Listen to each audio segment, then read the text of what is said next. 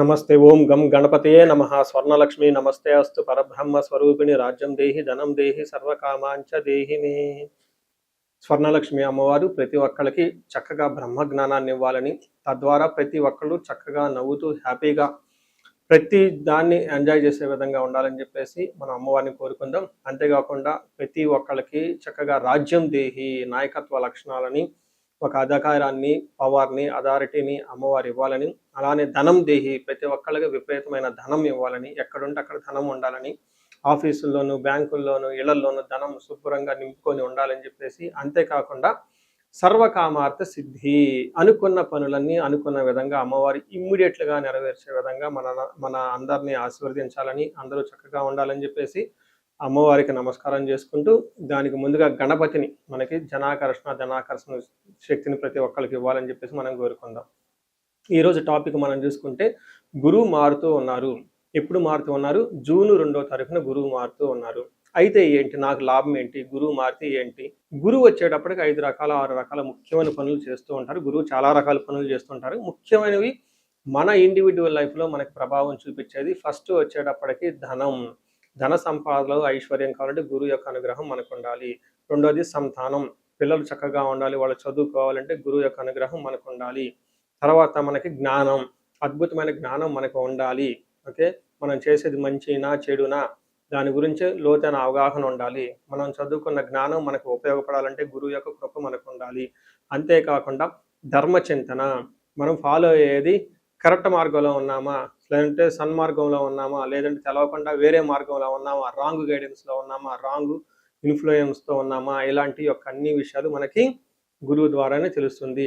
ధర్మచింతన అంటారు. అంతేకాకుండా దైవభక్తి, టీచింగ్, ఇలా రకరకాల విషయాల్లో బంగారం, జ్యువెలరీ మనకి ఎలా ఉంటుంది ఏంటి, ఇలా ముఖ్యమైన యొక్క అంశాలు ప్రతి ఒక్కళ్ళ జీవితంలో గురువు మారటం ద్వారా మనకు ప్రభావితం చేయబోతుంటుంది. ఇది అయితే ఈ గురువు మార్పులో ఇంకా 2-3 ముఖ్యమైన ఇంపార్టెంట్ పాయింట్లు తెలుసుకోవాలి. ఫస్ట్, గురువు మిథున రాశిలో నుంచి కర్కాటక రాశిలోకి మారుతూ ఉన్నారు. ప్రతి సంవత్సరం గురువు ఒక్క రాశిలో తిరుగుతూ ఉంటారు, సంచారం చేస్తూ ఉంటారు. మిథున రాశి సక్సెస్ఫుల్గా 1 ఇయర్ అంతా కంప్లీట్ చేసుకొని ఇప్పుడు వాళ్ళు కర్కాటక రాశిలోకి వెళ్తున్నారు.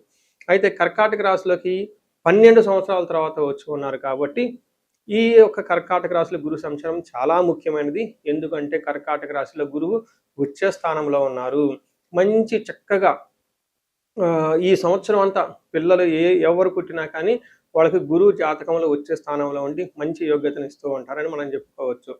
సో ఈ యొక్క ఉచ్చ స్థానంలో ఉన్న గురువు సంపూర్ణమైన ఫలితాన్ని, చక్కటి ఫలితాన్ని ప్రతి ఒక్కరికి ఇస్తూ ఉంటారు.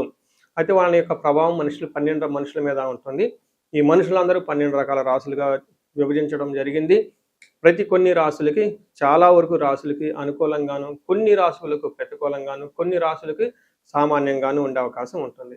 ఇప్పుడు మనం గురువు ప్రతి ఒక్కళ్ళ రాశులకి మేష నుంచి మీన వరకు ఎలాంటి ఫలితాన్ని ఇస్తూ ఉంటారు, ఆ ఫలితాలను మనం ఎలా ఎంజాయ్ చేయొచ్చు, ఇన్ కేసు ఫలితాలు కనుక సరిగ్గా వాళ్ళకి అనుభవంలోకి రాకపోతే ఏం చేయాలి, అలానే కొన్ని రాశులకి ఖచ్చితంగా ప్రతికూలమైన పరిస్థితులు ఉన్నాయి, ఎలాంటి ప్రతికూలమైన పరిస్థితులు ఉన్నాయి, వాటిని తప్పించుకోవడానికి మనం ఎలాంటి పరిహారాలు చేసుకోవాలి అనేది కూడాను 12 రాశుల వైజ్గా ఆ రాశికి ఎలాంటి ప్రభావం ఉంటుంది, దానికి మనం ఎలాంటి పరిహారాలు చేస్తే చక్కగా ఉంటామో కూడా మనం ఈ వీడియోలో మనం చక్కగా తెలుసుకుందాం. ఇప్పుడు మకర రాశి గురించి చూద్దాం. మకర రాశి వాళ్ళు ఏలినాటి శని ప్రభావం నుంచి బయటపడటంతో పాటు కెరియర్లోను, ఉద్యోగంలోను చక్కగా చాలా మంది దూసుకొని వెళ్ళిపోతూ ఉన్నారు. ఒక్కొక్కళ్ళు కొంచెం వాళ్ళ యొక్క పాత ప్రాబ్లమ్స్ నుంచి బయటపడిపోతూ ఉన్నారు.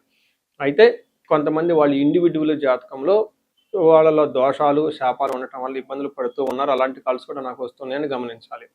అయితే గోచార రీత్యా వీళ్ళు ఏలినాటి శని అయిపోయి శని 3వ స్థానంలో ఉండి చక్కగా అనుకూలంగా ఉన్న ఈ సమయంలో గురువు మార్పు రావటం వీళ్ళకి ఇంకా అదృష్టాన్ని 10 పెంచుతుంది అని గమనించాలి. ఇప్పటిదాకా 6వ స్థానంలో ఉన్న గురువు అంత ఆదాయాన్ని ఇవ్వకపోగా వచ్చిన ధనాన్ని అనవసరంగా ఖర్చులు పెట్టే విధంగా ఉన్న గురువు ఇప్పుడు 7వ స్థానానికి రావటంతో చాలా మంచి జరుగుతుంది అని గమనించాలి. ఏ విధంగా మంచి జరుగుతుంది?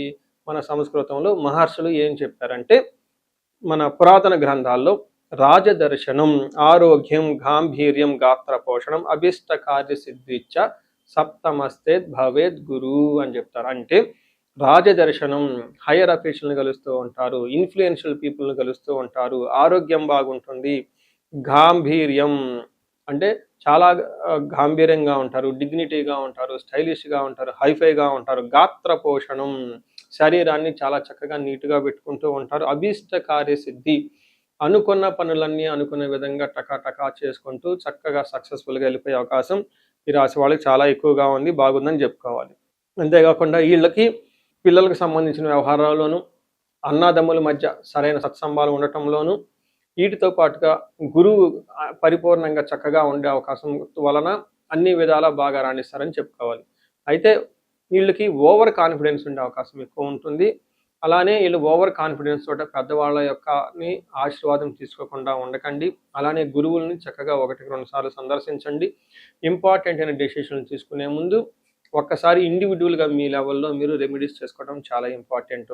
ఇన్ కేస్ మీకు ఇంకా జాతకంలో మీకు రియల్ లైఫ్లో అంత అనుకూలంగా లేదు, ఇన్ని పాజిటివ్గా ఉందని మీకు ఎప్పుడైనా అనిపిస్తే ఒక్కసారి ఇండివిడ్యువల్గా జాతకం చూపించుకోవటం చాలా ఇంపార్టెంట్ ఈ రాశి వాళ్ళకి. అందులోని మకర రాశి నా సొంత రాశి, నేను ఈ రాశిలో పుట్టాను కాబట్టి చాలా మందికి రీసెర్చ్ చేస్తూ ఉన్నాను. నేను నా దగ్గర ఉన్న టీం అంతా ఈ రాశి వాళ్ళకి ఎందుకు ఎలా జరుగుతుంది, ఏమవుతుంది, ఎలాంటి రెమెడీస్ చేసుకుంటే బాగుంటుంది, నేను ఎలాంటి రెమెడీస్ చేసుకున్నాను, నాకు తెలిసిన వాళ్ళు ఎలాంటి రెమెడీస్ చేసుకున్నారు.